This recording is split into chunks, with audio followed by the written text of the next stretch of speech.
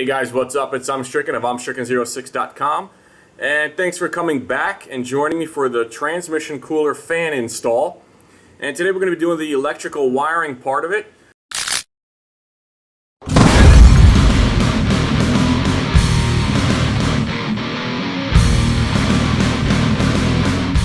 So before we get started, we're going to lay out some tools. This is just some basic stuff we might add to this list as we go along. But we got a heat gun for our shrink tape. I like to use this instead of electrical tape. We have a relay. We have a 30 amp fuse with a corresponding fuse holder. Obviously wire cutters. We got some wire loom again. And we have ring terminals and little butt connectors and things like that. And like I said, if we need anything else, we're going to add to this list. That's my neighborhood. I took the fuse holder and crimped it with one of those self-gluing, sealing, waterproof marine style crimpers to the wires going right to the battery. But you can see these are awesome because they will, with a little bit of heat, glue and melt themselves to the wire. And now what I'm going to do is I'm going to take a little bit of shrink wrap and protect that connection anyway, just because I have a little bit of OCD when it comes to protection. Seal it up nice and tight.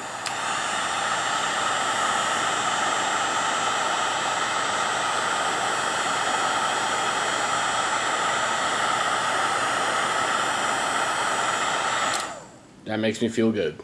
Now I'm going to take this same wire, the other end of it, I'm going to put a ring terminal on it,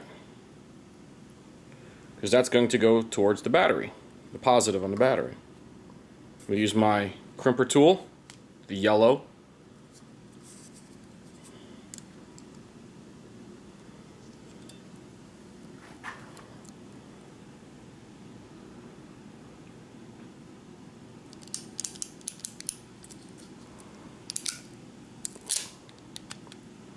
Look at that perfect crimp. And to make it even safer, I'm going to put a little bit of corrugated loom on it.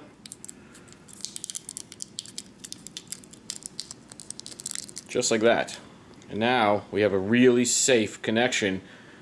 And I'm going to also put some corrugated loom along this wire as well. So here's our relay. And pin 30, and you can see on the bottom there's numbers.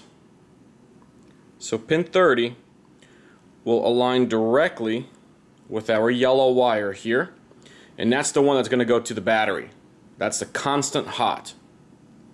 You can also see a little schematic here on top. That's a little hard to understand sometimes. So pin 30, we see right on the bottom here is pin 30. So we're going to connect this to that fused wire we just made. So you could install a butt connector to connect these two. You can shove them into each other and solder them, or you can do a little braid like what I like to do. Obviously first install the thing that's going to protect our joint here, and just simply twist them nice and tight. Bend that over and seal it up.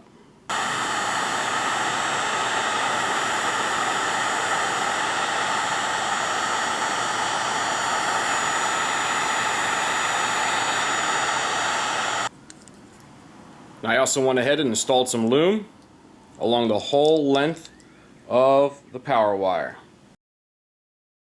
So pin 85, that's going to be our black wire. Pretty self-explanatory, it's a ground. Just put a ring terminal on and self-tapping screw right into anything metal where it's safe. Even though that it's ground, do a little shrink tape just in case.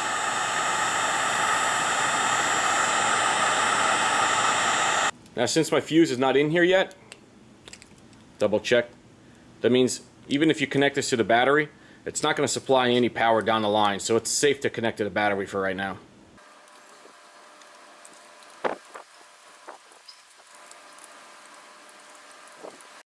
What I'm going to be doing with this razor blade is I'm going to be cutting the little loom, the stock loom, that connects and covers the stock wiring harness for the stock radiator fans. You can see I spliced open the protective boot for the stock radiator fans. I'm going to be going after this green wire here. I'm going to tap this as a signal wire. I'll use my wire splitter and cutter.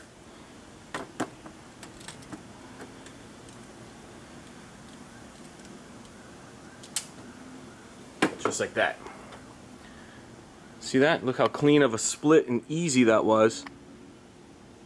See how the green wire is now split open? Now I can simply loop my signal wire from the relay, and I have my signal to turn on and off.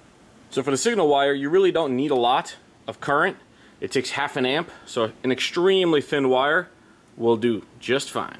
What I like to do, since this is such a thick wire, and our signal wire only needs to be a tiny little wire for 1/2 amp, I like to take a tiny little screwdriver, and I like to poke and split apart the strands of wire on the thick wire, slip this little one in between, and braid it together really tightly. See that? By manipulating the screwdriver in between the strands, you create a nice opening to slip the signal wire right in. So you're probably wondering how I'm going to seal that up. So what I do is I take electrical tape. Electrical tape is fine on its own, but the glue on electrical tape really sucks. So I pour a little bit of RTV into the electrical tape and then seal it up, and that creates a really tight bond. Just like that, and then I seal it up.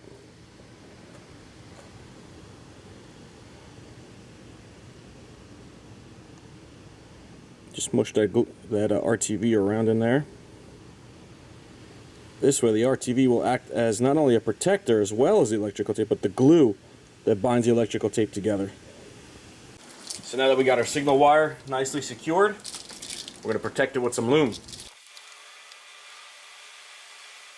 So let's recap what we got.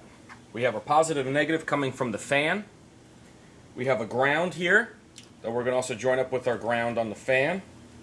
We have a signal wire right here that we're going to link up to our relay. And then we have a power wire that's going to go right to the fan. So let's make those connections.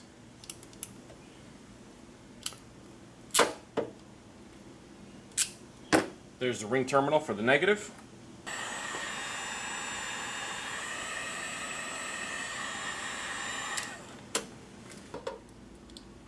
Now I'm stripping back the signal wire, and I'm going to tie it in with pin 86 on the relay.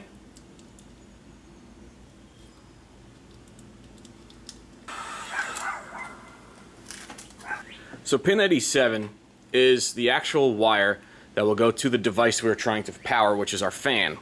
What I decided to do is a blade receptacle style connection, so I can always disconnect the fan if I ever want to, and it's not hardwired in a sense where the wires are joined together and soldered or connected permanently.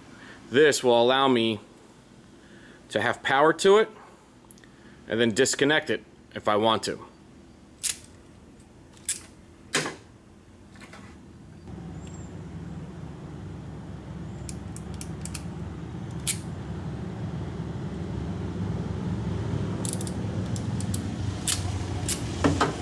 So you can see what I did there is I crimped the 2 wires from the relay to my device via this blade style connection. Now I'm going to slip my shrink wrap over it to protect the connection. And if I ever need to disconnect this, all I do is cut this insulation off and disconnect these 2 like that. And now my fan will no longer have power. So even though I use the shrink wrap, I still go over every single connection with a little bit of electrical tape, just as a backup.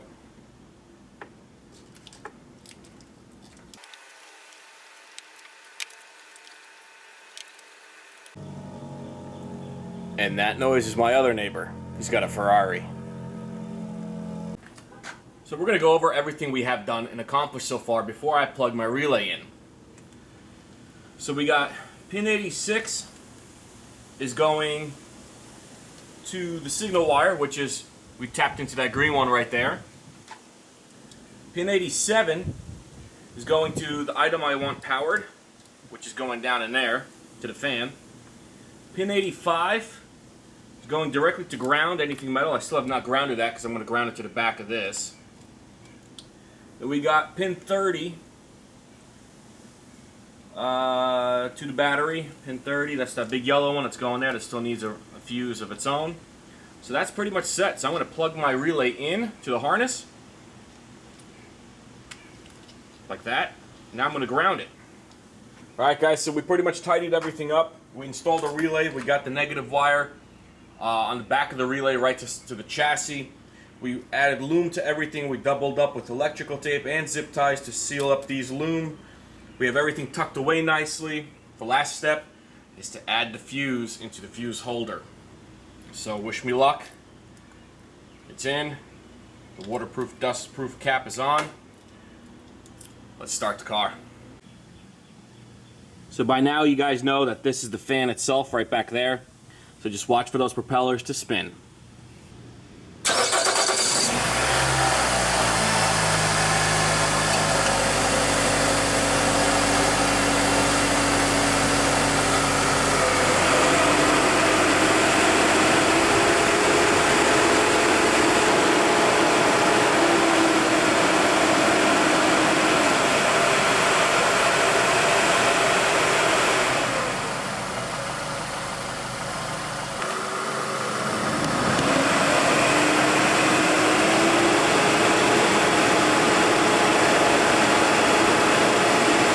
Guys, there you have it. That is the complete 3-step process on how to wire up an oil cooler fan or transmission fluid cooler fan.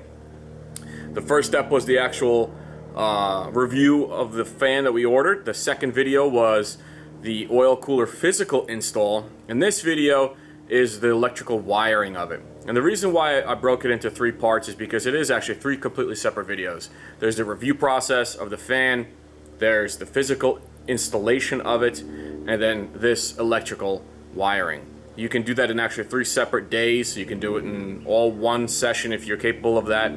But I figured I'd split it up to make it a little bit easier to understand.